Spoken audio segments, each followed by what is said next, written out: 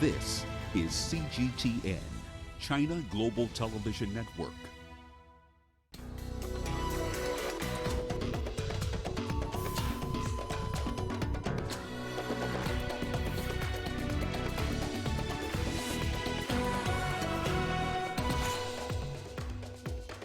African ministers are in Beijing to discuss closer cooperation with China. In Ethiopia, a regional coup mastermind is killed and others arrested. And a setback in Sudan's transitional talks as the military rejects Ethiopia's proposal. Hello and a warm welcome to Africa Live on CGTN. I'm Lindy Mtongana in Nairobi. Also coming up this hour.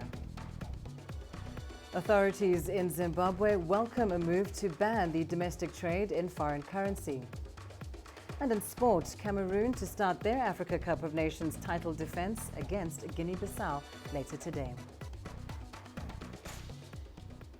We start the program in China, where the opening ceremony for the coordinators meeting on the implementation of the Forum on China-Africa Cooperation Summit is taking place in Beijing. The Chinese and African sides will sign cooperation agreements and issue a joint statement. Now, during that opening ceremony, Chinese State Councillor and Foreign Minister Wang Yi delivered a keynote address, saying he believes this meeting will deepen friendship and cooperation to forge a closer China-Africa community with a shared future.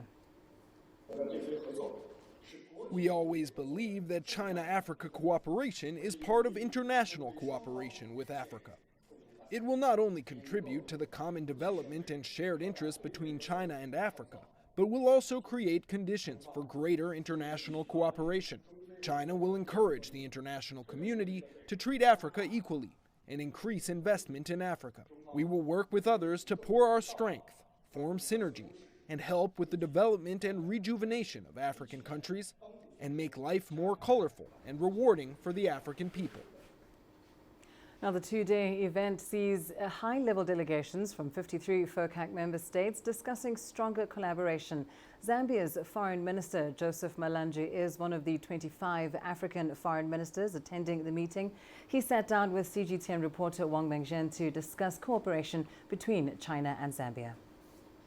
So how do you think the mechanism of the China-African Cooperation Forum could help enhance this kind of collaboration? The establishment of FOCAC has been quite instrumental. You know, it is a common bureau for African countries and the People's Republic of China.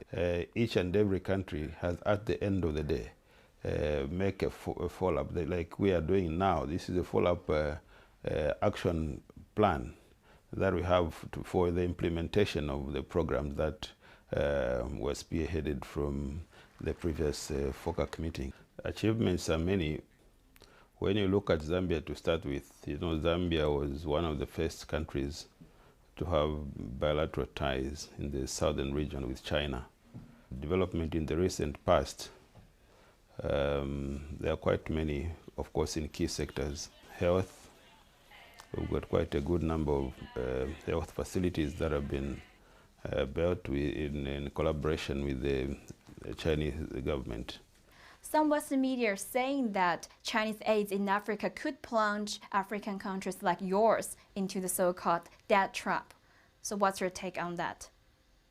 When you look at a country like ours, population is growing. And when population is growing, there's high demand for infrastructure. So this is a vision that the government and its people has. It has to take somebody to buy into it. When we are borrowing from outside, we would not borrow to pledge a house. For a minister, we would not borrow to pledge an airport. We've got sovereign guarantee at any given time that you are borrowing. So this must not be trivialized to an extent where one would claim that this government would want to grab a property from our government because of the debt trap. That's neither here nor there. We are focused, and come time, you'll find that what we are doing will be appreciated by our children and grandchildren. CGTN's Daniel Arab Moy now takes a look at some of the key goals set during the 2018 Beijing FOCAC Summit. The 2018 Beijing Summit and the 7th Ministerial Conference of the Forum on China-Africa Cooperation was held in Beijing from the 2nd to the 4th of September 2018. The summit agreed on fundamental issues on political and economic cooperation. One of the most important parts of the agreement was that relations between China and Africa be maintained. China agreed to share with African countries the practices and experience of reform and opening up, organize the China-Africa State Governance Forum, and enhance coordination of each other's development philosophies and ideas along the progress of China-Africa cooperation. The two sides agreed to enhance political mutual trust, strengthen strategic coordination, and cement the political foundation of China-Africa relations. On consultation and cooperation mechanisms, the two sides agreed to continue to strengthen the mechanism of regular political consultations between the Chinese and African foreign ministers through exchanges between legislatures, consultative bodies, political parties, and local governments. In view of the challenges in Africa on food security and the need for increase in food production, China pledged to support Africa by enhancing productive capacity in agriculture, encourage sustainable agriculture, promote the use of renewable energy, and increase resilience to climate change. China and Africa applauded the joint implementation of the China-Africa Infrastructure Cooperation Plan. The two sides agreed to pursue efficient and high-quality development, focus on the economic and social benefits of projects, and maintain the sustainability of the debt of relevant African countries. Back to you. Well, let's bring you some analysis now. We're joined in studio by economic analyst David Owiro, who is also the executive director of the Africa Development Think Tank. David, thank you so much for your time. Now, of course, the FOCAC summit in 2018 ended with some very ambitious goals for both China and Africa. What then do you make of this ongoing coordinators meeting taking place in Beijing? I think it's very important because for those promises to be followed through, there has to be some mechanism of implementing them. Remember, the last FOCAC was very instrumental for Africa, given that it provided support for diversification of Africa's export, specifically focusing on balancing the trade between China and Africa, as well as modernizing the African continent in terms of the agricultural sector, diversifying its commodity profile. And so this meeting is indeed very important to see to it that actually what was promised is implemented and seen through. Indeed, implementation being, of course, the true test of the FOCAC goals. On the African side, then, what are African countries focusing on? What areas in particular are they focusing on in their efforts to facilitate the implementation of the FOCAC goals? I think there's a convergence of priorities between African priorities and the FOCAC priorities as espoused through the promises of China. One, we see that there's need to diversify Africa's commodity or rather export profile, so that not only do we rely heavily on raw commodities, but also diversify our exports. Remember that of the imports that China takes, about 75%, actually 95% of that is purely just minerals, fuels, and raw commodities. And so through this export diversification, we'll not only see an improvement in the value add that Africa puts out there, but also in the profile of imports that perhaps China makes from Africa. Now, indeed, the FOCAC summit itself is certainly a testament to just how close China and African countries have become over the past few decades, and this in the context of rising tensions when we look at global geopolitics. So to what extent then does the China-Africa relationship in any way at all contribute or influence world affairs? I think it's been very positive for Africa.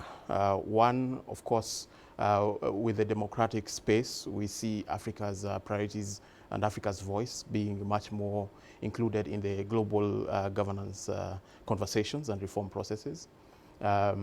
Being that we are in a multipolar world, Of course, we see China taking a more pro-free trade, in fact, pro-international trade posture, which is good for Africa because we know the benefits that come from international trade and the economic outcomes that can result. And so, given that Africa is seeking to not only achieve more inclusive, to be inclusive in those conversations, those global conversations, Africa is also interested in increasing its integration with the world, with the global economy. And so all these, of course, are of benefit for Africa. Absolutely. Well, thank you so much, David Owira, joining us here in our Nairobi studio on growing ties between China and Africa. Let's head now to news from Ethiopia. Flags have been flying at half-mast after the government declared 3 days of mourning. This follows the killing of military chief General Siyaro Mekonnen and the Amhara state president Ambechu Mekonnen. Heavy security has been deployed in Amhara's capital, Bahar Dar, and country.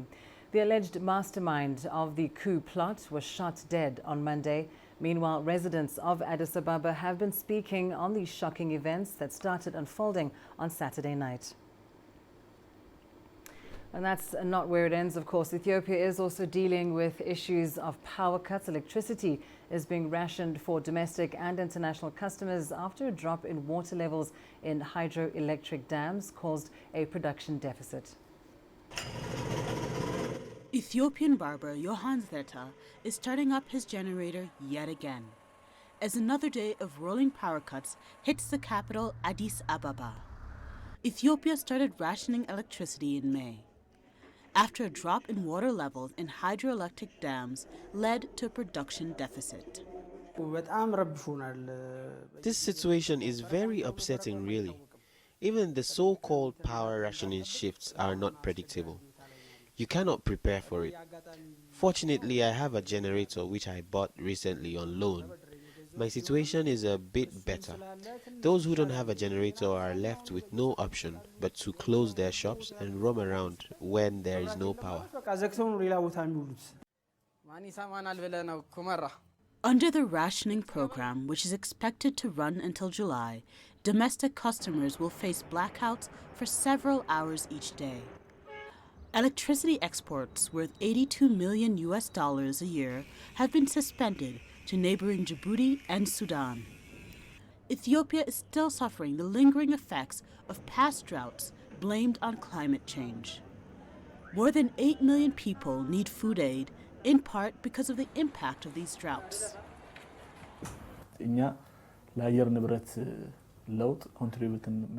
Our contribution to climate change is very, very minute.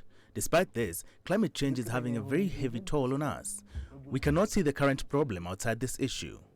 Unless we are tied up with financial constraints, we will be forced to look around for solutions that will set us free from the effects of climate change. But local customers say they're paying a heavy price because of the power cuts. For now, they're doing whatever they can to stay out of the dark. Asatal, CGTN. Well, let's continue with our coverage of that attempted regional coup in Ethiopia on the weekend. For more on this, I'm joined here in studio by Matthias Muindi. He's an independent political risk analyst based here in Nairobi, specializing in the Horn of Africa and Great Lakes regions. Thank you so much for your time, Matthias. Of course, the dust seems to have settled following those dramatic events of the weekend, but many questions remain. Perhaps chief among them is the person that's behind all of this. He's been named as Asim Tige, a security chief. But what do we know about him and his intentions that left two senior political figures dead in two rather far apart parts of the country, in Amhara and Addis? When you look at General Asinke, he's somebody who has been in the Ethiopian military, infrastructure for a very long time. He was in detention for 9 years. From 2009, he had been detained for plotting another coup. And curiously, he was pardoned by the current prime minister last year. And then he was appointed the head of security in the Amhara regional state. So he's somebody who comes from the Amhara regional state. He's well, connected in the country's military and security infrastructure, but he also has political ambitions. And what's interesting, when you look at Amhara and what's happened now, we've seen that the Prime Minister, Abiy Ahmed, has embarked on a series of democratic and economic reforms. They've been praised globally, but at home it seems that these changes have unleashed ethnic turmoil and, of course, violence. Has the Prime Minister effectively underestimated just the scale of the challenge of ethnic nationalism, particularly in the Amhara state?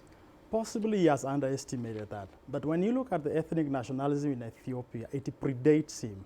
And it was actually that nationalism which led to him to becoming prime minister last year.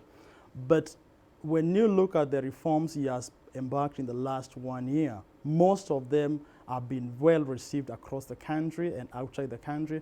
But there has been very little institutionalizations of those reforms. So that means that there's a vacuum which exists, and it has been, capitalized by people pursuing ethnic nationalism to try to maybe undermine the prime minister. And when you look at the events which happened over the weekend, Amhara is 500 kilometers from Addis Ababa. This indicates they are very powerful people who have connections in very senior ranks of the Ethiopian security forces and the political apparatus to be able to carry out something like this. So what next then for the Prime Minister? What does he need to do to not only restore order and ensure that this tension doesn't continue, but especially that it doesn't escalate to other regions? This is possibly the biggest test for Abiy since he came to office last year. And he has to face he faces a balancing act. He has to balance trying to push his reforms at the same time to ensure the country's stability. So what we are going to see the next couple of possibly weeks and months, he is going to kind of embark on limited repression, which was something his predecessors used to do. But he's also going to make some political concessions. The whole idea for him is to make sure the reforms he's pushing, they become permanent, they become institutionalized, but at the same time, he does not want to appear to be kind of bulking at the forces of ethnic nationalism currently threatening his country and also threatening to him personally. It's a very difficult balancing act for the Prime Minister. Indeed. Thank you so much, Mr. Matthias Mawindu, joining us here in studio. Now, turning to news from Sudan, the country's Transitional Military Council has rejected Ethiopia's proposal for a civilian-led transitional government.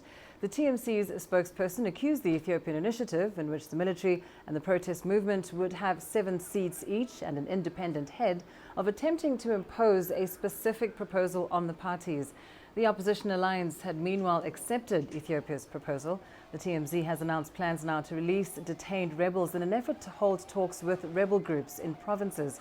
Talks between the TMC and the opposition alliance had stalled, with the military council facing accusations of taking part in the violent dispersal of sit-in protesters on June 3rd. Well, time now for a short break. Here's what's still ahead on Africa Live. Coming up, former DRC Vice President Jean-Pierre Bemba returns to Kinshasa. And the UN says more than 80% of schools in Anglophone Cameroon have closed as security deteriorates. For looking at economic data out of the country, the country's foreign currency reserves. With a dedicated and diverse team of anchors, CGTN now brings Africa to the palm of your hand. Perina Karibe in the heart of Nairobi, which is bustling. From everyday heroes to the continent's most powerful figures, we bring their voices to you. We haven't changed. And this is something most of us are very excited about. We bring you news that's changing perspectives.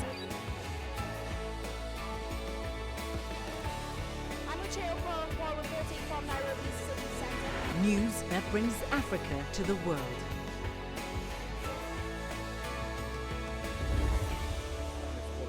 CGTN. See the difference.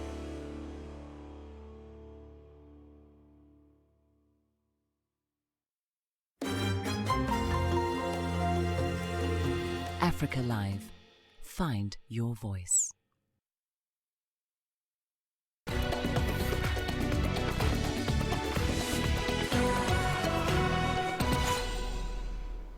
Well, let's start with some international news. Foreign affairs and defense ministers from Russia and Egypt are meeting in Moscow for bilateral talks. This comes as Russia continues its efforts to build influence in the Middle East and Africa. From Moscow, here's CGTN's Julia Chapman. The main topics for discussion between Russian and Egyptian officials have been security issues, the fight against terrorism, and nuclear non-proliferation. The Russian Foreign Ministry says there is a special nature to the interaction between Moscow and Cairo. The two countries have built closer ties since President Abdel Fattah al-Sisi came to power. That's particularly apparent in the economic cooperation between Russia and Egypt. Egypt is Russia's largest trading partner in Africa, accounting for $6.2 billion in exports from Russia in 2017. During this visit, an agreement has been signed to introduce a Russian industrial zone in the Egyptian city of Port Said. It will take several years to implement, but it's aimed at giving Russian companies preferential tariffs and greater access to Egyptian projects. As Russia tries to grow its influence in Africa, it will play host later this year to the Russia-Africa Summit. Russia hopes the event will attract a large number of leaders from the continent. Egyptian President Sisi was the first to confirm his attendance, and he will be co-chairing the summit with Russian President Vladimir Putin. Julia Chapman, CGTN, Moscow. Let's turn to the Democratic Republic of Congo now, where the country's former vice president and warlord Jean-Pierre Bemba has called on his supporters to hold peaceful protests across the country and demand democracy and good governance. Bemba arrived in the capital Kinshasa for a second time after over a decade in exile and prison. CGTN's Chris Ochamaringa has more. Thousands of supporters of Jean-Pierre Bemba lining the streets of Kinshasa to welcome him back from Belgium. Mr. Bemba is back in the DRC after spending 10 months in Belgium. He left the country last year after he was put on a 24-hour surveillance by the police and had his presidential bid rejected by the Electoral Commission. He is urging his supporters to hold peaceful protests to push for reforms in the country. We want to hold a peaceful protest on the 30th of June. All of you should be there to demand for our rights that have been trampled on. Mr. Bemba is a member of the Lamuka party that put forward Martin Fayulu as its presidential candidate in last year's polls. The party rejected the outcome after President Felix Tshisekedi was declared the winner. With Jean-Pierre Bemba back, I believe we will become victorious. I'm so excited about his return. The former rebel leader had his war crimes conviction overturned by the International Criminal Court in June last year, after spending 11 years in prison. The call for protests comes as the country awaits the announcement of a new cabinet. President Tshisekedi and his predecessor, Joseph Kabila, are reported to have agreed on the list of ministers who will form the new government. Jean-Pierre Bemba and his colleagues from the Lamuka party plan to travel the country campaigning on the issue of democratic rights. They hope it will raise awareness about issues of governance and encourage people to hold leaders to account. Chris Ochamaringa, CGTN, Kinshasa, Democratic Republic of Congo. The United Nations Children's Fund says that conditions in Cameroon's English-speaking regions is deteriorating. At least 80% of schools have closed following an order by Anglophone separatists.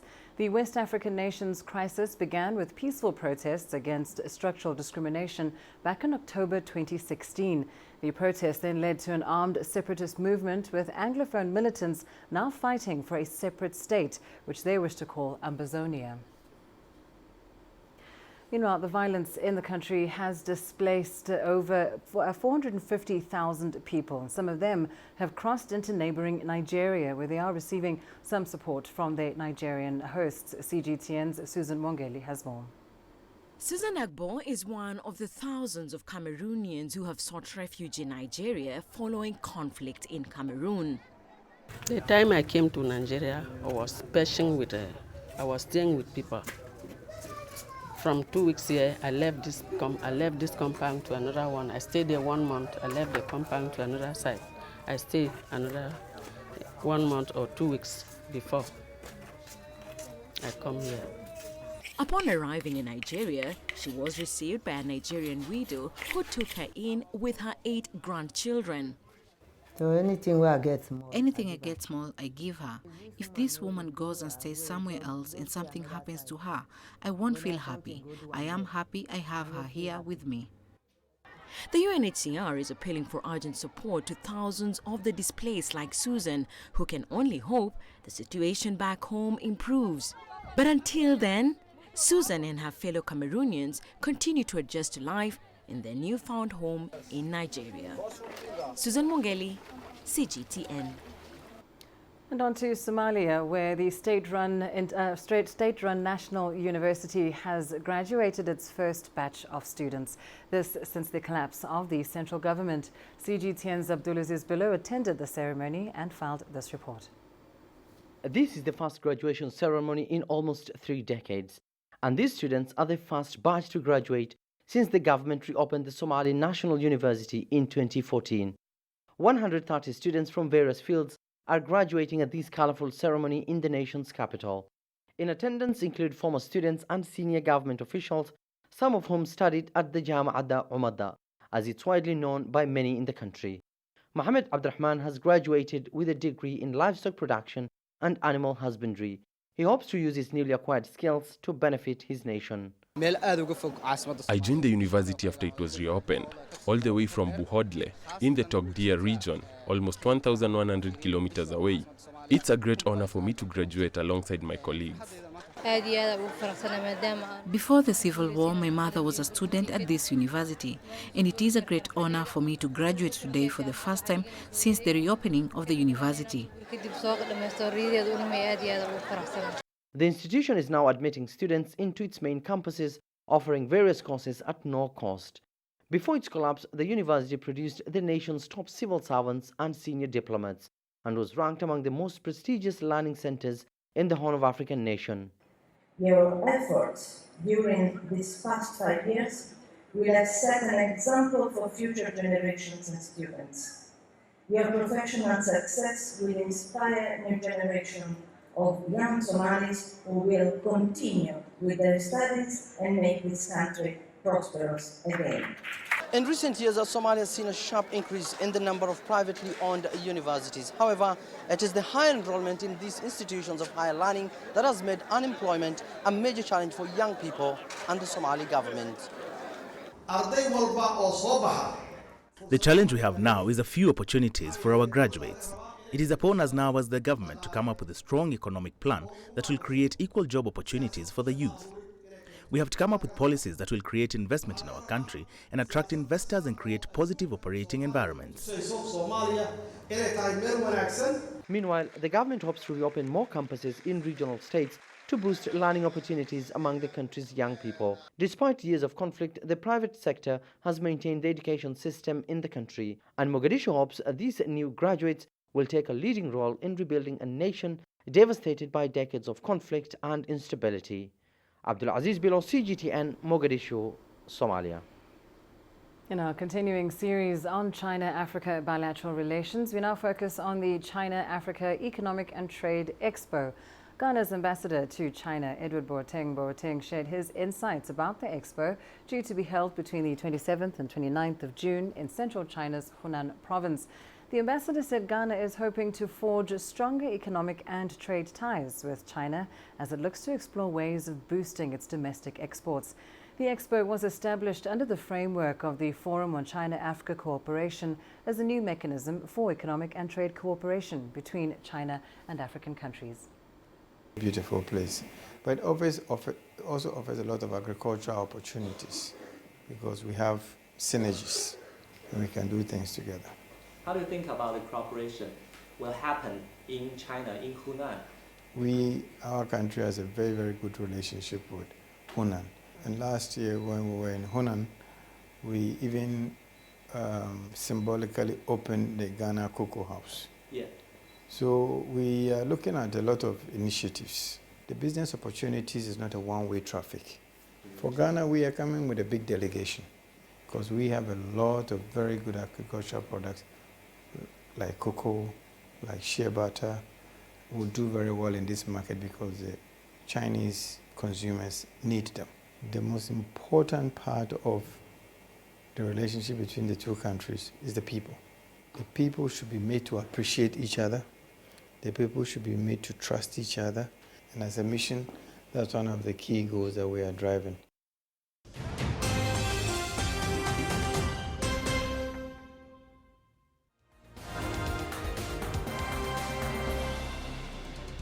Recapping your top stories this hour, an opening ceremony for the coordinators meeting on the implementation of the Forum on China-Africa Cooperation Summit is taking place in Beijing. The Chinese and African sides will sign cooperation agreements and issue a joint statement. Now, during the opening ceremony, Chinese State Councillor and Foreign Minister Wang Yi delivered a keynote speech saying he believes this meeting will deepen friendship and cooperation to forge a closer China-Africa community with a shared future. Flags have been flying at half-mast in Ethiopia after the government declared 3 days of mourning. This follows the killing of military chief General Siada Mekonnen and the Amhara state president Ambechu Mekonnen. Heavy security has been deployed in Amhara's capital, Bahir Dar, and Addis Ababa. Prime Minister Abiy Ahmed has urged Ethiopians to unite against what he's termed forces of evil bent on dividing the country. The alleged mastermind of the coup plot was shot dead on Monday. Sudan's Transitional Military Council has rejected Ethiopia's proposal for a civilian-led transitional government. The TMC spokesperson accused the Ethiopian initiative, in which the military and the protest movement would have 7 seats each and an independent head, of attempting to impose a specific proposal on the parties. The opposition alliance had meanwhile accepted Ethiopia's proposal. And the United Nations Children's Fund says that conditions in Cameroon's English-speaking regions are deteriorating. At least 80% of schools have closed following an order by Anglophone separatists. The West African nation's crisis began with peaceful protests against structural discrimination back in October 2016.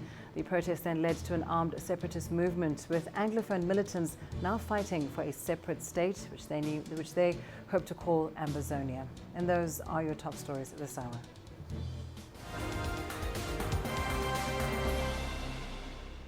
Coming up in your business news. Authorities in Zimbabwe welcome a move to ban domestic trade in foreign currency. And US President Donald Trump imposes new sanctions on Iran. Africa is the nexus of enterprise, and global business will tell you why it matters. From the mega investment projects to multi-billion-dollar mergers and acquisitions. Africa today collects, just in terms of revenues from taxes alone, $545 billion a year. If you take 10% of that and you devote it to the energy sector, problem solved. All this on Global Business, weekdays at this time on CGTN. You don't find the stories of North Africa by sitting on the sidelines. You've got to get out, go there, and you'll find them. In the bazaars of Casablanca, among the crowds in Cairo, who come to visit Cairo, the ancient capital of Egypt. Along the waters of the Nile, along the sands of the Sahara. No one else will take you where we can in North Africa. No one else will show you what it's all about. CGTN, see the difference. Join us in Global Business and see Africa through our eyes.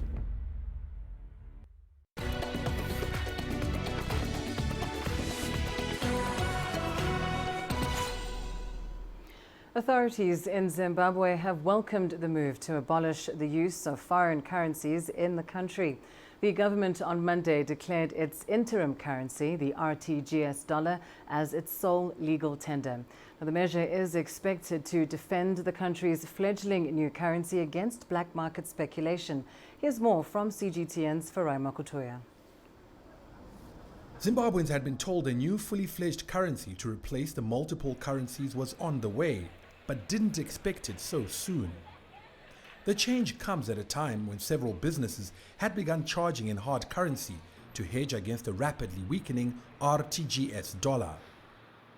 Analysts predict that there could be a jump in the prices of some goods and services, particularly imported ones, as businesses try to adjust to the new reality.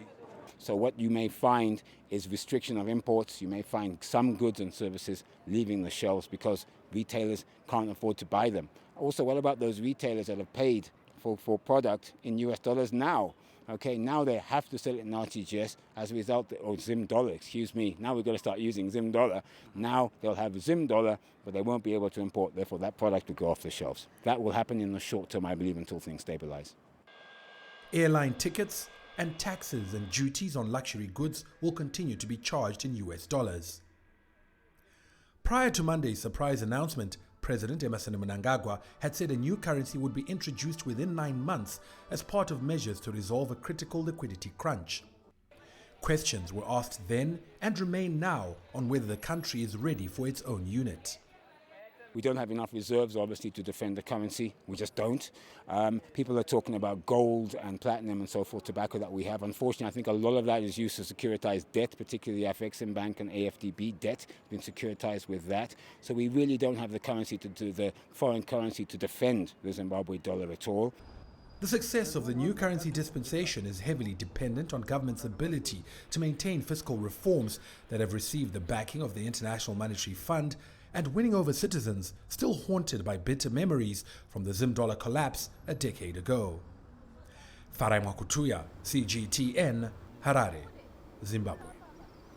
Let's go to Nigeria now, where the governor of the central bank, Godwin Emefiele, has unveiled his economic blueprint for the country, promising to recapitalize banks within the next 5 years. Emefiele says the Apex Bank will pursue an economic agenda aimed at doubling Nigeria's economic growth.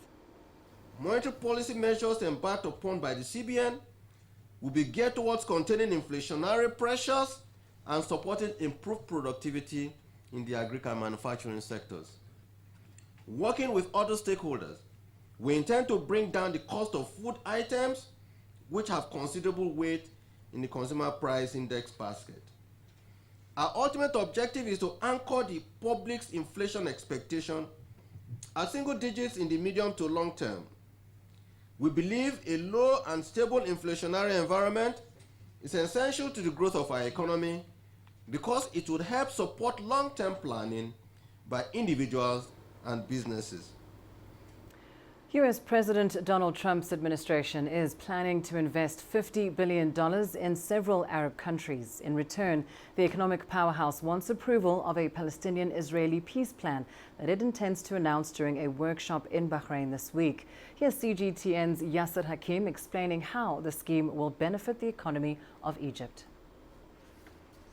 The Bahrain workshop has been a controversial event that many Arab countries have shied away from. السبب الأول هو السمعة السيئة لمصطلح صفقة القرن. The deal of the century has a bad reputation as an attempt to sell out the Palestinian rights.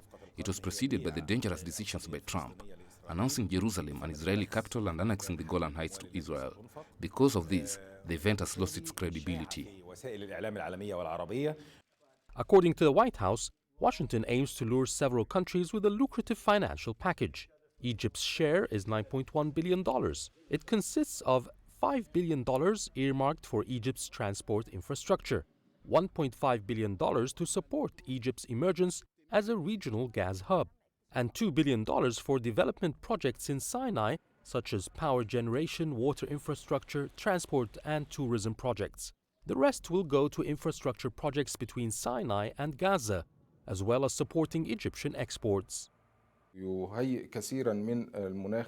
It creates the proper climate for investments in the country because most of these investments will go into infrastructure such as roads, bridges, transportation and communication links. It will also expect to create more than 1 million job opportunities. Egypt is in the midst of aggressive reforms to rebuild an economy shattered by political upheaval after the 2011 uprising.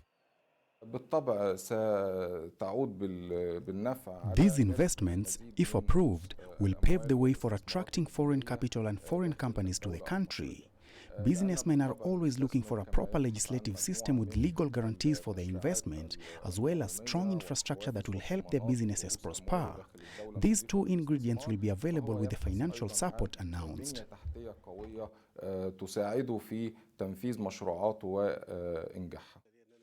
Cairo has not yet reacted to the details of the US investment support.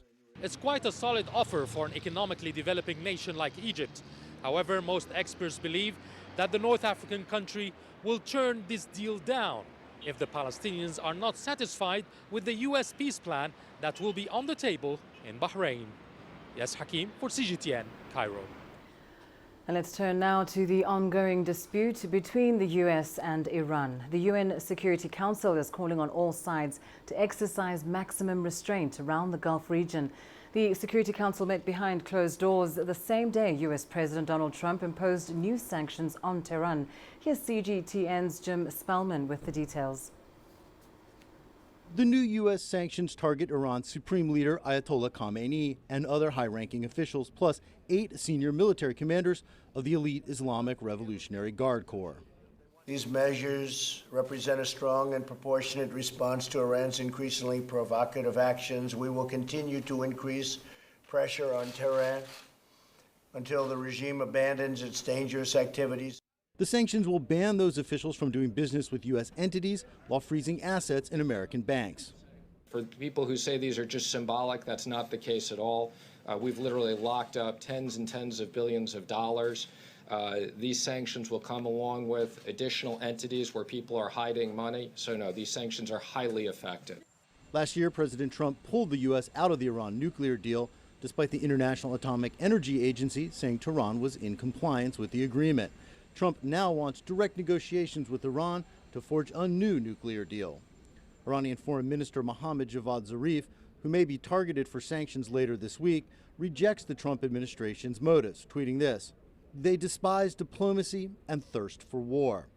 Existing sanctions have taken a toll on the Iranian economy, but haven't brought officials to the negotiating table.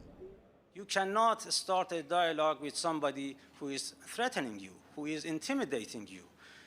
Today, we just witnessed that the United States imposed another set of sanctions against Iran. How can we start a dialogue with somebody whose primary preoccupation is to put more sanctions on Iran? So the atmosphere of such a dialogue is not ready yet. This all comes after Trump decided against military action in response to Iran shooting down an unmanned drone last week. According to published reports, the U.S. instead launched a cyber attack against Iranian military computer systems used to control its rockets and missile launchers. Iran says those cyber attacks were unsuccessful and that it remains capable of striking a U.S. drone. If that were to happen, it's not at all clear how President Trump may react. Jim Spellman, CGTN, at the White House. Now, interestingly, these American sanctions are pushing Iranian shoppers to buy local as foreign imports become too expensive. Iran's domestic businesses see the changes as an opportunity to gain popularity among local shoppers and maybe even enter some overseas markets. Shelves in the malls of Tehran are now filled with Iranian-made clothing, perfume, and leather goods. Those are attainable alternatives for domestic consumers opposed to or who can no longer afford Western imports. Well, the prices of Iranian brands are much better because we have to pay extra customs for foreign brands and their prices always fluctuate even if we use dollars. But the prices of Iranian-made products are much more stable. The International Monetary Fund warned in May that Iran could see its GDP contract by 6% while inflation hovers around 50%. That's the highest level since 1980. It comes as the Islamic Republic faces tighter U.S. oil sanctions coupled with a weakening currency. But the sanctions create an opportunity for domestic brands and small businesses to flower. These days, I suppose that our customer prefer to purchase from Iranian brands because they believe in Iranian brands. They found out that the material and the average price of Iranian brand is perfect in compare of foreign brand. Our production is growing every day, both the designs and the colors. The market is forced to develop. Progress is inevitable. If this process continues, we can even conquer the world market. Why not? The businesses seem fully aware of their weaknesses and how competition will help them improve. Of course, there is the issue of quality, which the customers will try to pay attention to when it comes to local brands. They will make comparisons and find out which one is better and more viable. That way the brands will naturally improve. Some companies even began the process of shifting dependency from foreign to domestic supply chains as early as 2017, right after Donald Trump was elected U.S. president. From the beginning, we thought that as Trump came to office, we would face problems. So we replaced our foreign structures with internal ones. We also lowered our expectations and sometimes didn't receive any income for months. We barely made money at first, but we got there, we reached our goal, and for the time being, we are still fighting. 宋耀天 CGTN.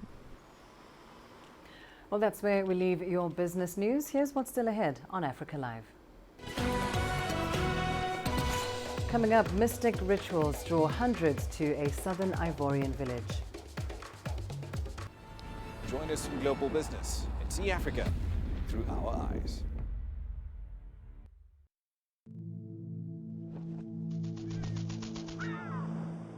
How will your world change today? What happens here? What happens there? Or what you make happen for yourself? If it matters to you, it matters to us too. Your stories are the stories that need to be told. Africa Live. Find your voice.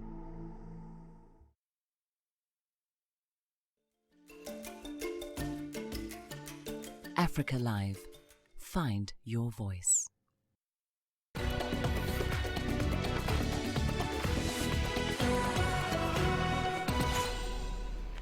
We start in West Africa now, where every year the Abidji community in Côte d'Ivoire celebrates the Dupree Festival, performing ancient rituals based on mysticism for purification and warding off evil spirits. CGTN's Susan Mongeli reports. The Abidji people in southern Côte d'Ivoire are gathering together for an ancient commemoration. The Dupree Festival is one of the most important events on their calendar. Not just a celebration with song and dance, but a time to resolve conflict between generations, purify followers, and ward off evil spirits. Long before Jesus came, mysticism existed. We cannot abandon this tradition. You can go to the West, but people will always come back to celebrate their traditions, to celebrate Dupree. I think somewhere in the Bible it says, "Give Caesar what belongs to Caesar." So mysticism existed way before Adam and Eve came to earth.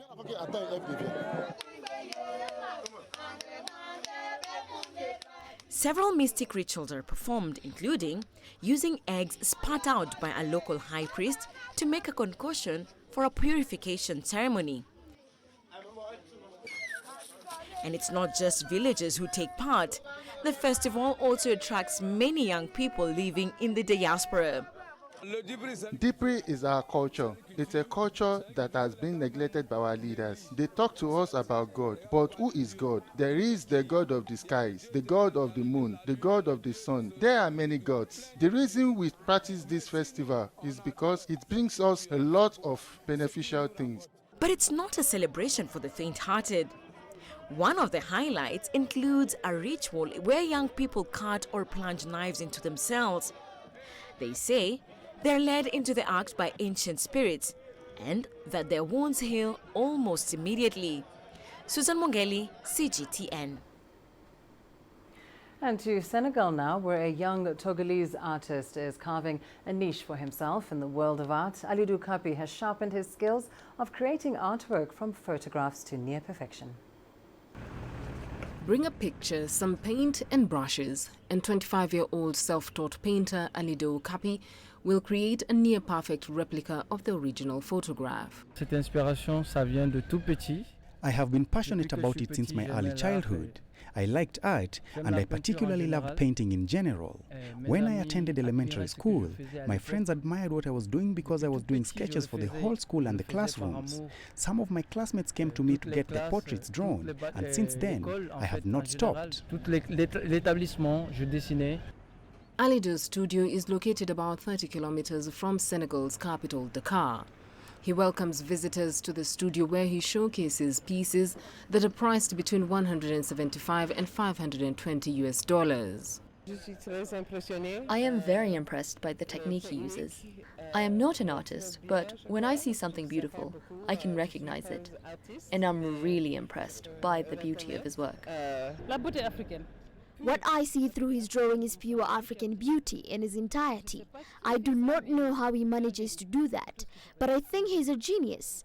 There are people who come into the world with gifts, and he has a great gift. What he does is extraordinary, and I cannot find the words to describe his work. Aliou learned the skill from his father, and he hopes to one day train young artists in Africa. Si j'arrive à gagner, I wish to one day organize a big exhibition, and if I earn money, I would make sure to have a gallery. I also dream of building an art school in which I will train self-taught young people like me. I intend to help them achieve their dreams. With a passion for painting emblematic figures, Aliou continues to sharpen his skill, and this he hopes will fuel the growing interest his 5-year-old daughter has developed for the art. Beryl Oro, CGTN. Well, time now for a short break. Your sports news up next. Coming up, Cameroon to start their Africa Cup of Nations title defense against Guinea-Bissau later today.